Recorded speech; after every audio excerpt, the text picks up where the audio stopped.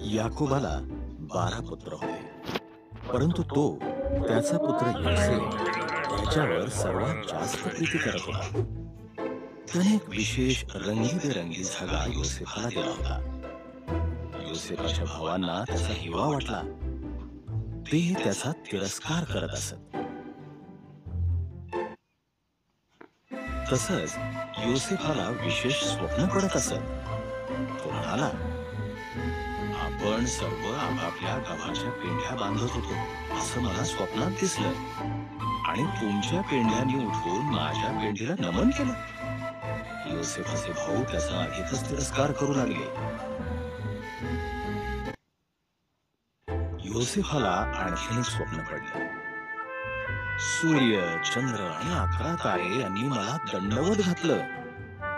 त्याचे वडील आणि भाऊ यांनी कुरकुर केलं, तू आमच्यावर राज्य करणार आहेस असं तुला म्हणायचं काय?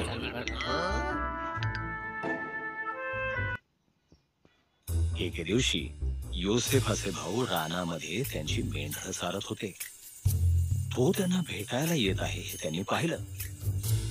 त्याला ठार करावं आणि त्याच्या सर्व स्वप्नांचा शेवट करावा अशी योजना त्यांनी आखली. आपल्या भावाला ठार करणं चुकीचं आहे असं रौबेन म्हणाला. आपण त्याला कोरड्या विहिरीत फेकून देऊ. म्हणून त्यांनी योसेफाचा तो रंगीबेरंगी झगा फाडला आणि त्याला एका कोरड्या विहिरीत फेकून दिलं.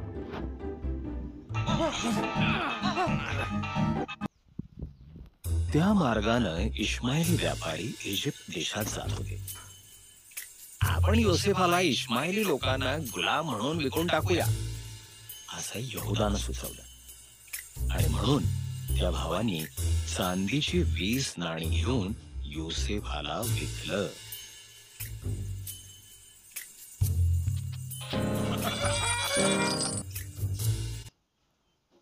त्याच्या भावानी योसेफाचा झगा बकऱ्याच्या रक्तात बुडवला आणि तो याकोबाला दाखवला.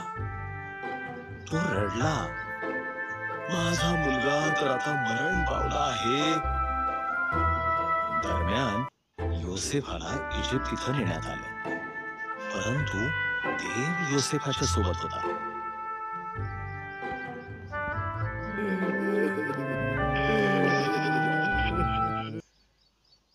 इजिप्तमध्ये इश्माएली लोकांनी योसेफाला पोटिफरला विकलं. तो फारोच्या सरदारांपैकी एक होता. देवाने योसेफाला आशीर्वाद दिला आणि त्याला यशस्वी केलं. पोटिफरनं योसेफाला आपल्या सर्व मालमत्तेवर अधिकारी नेमले.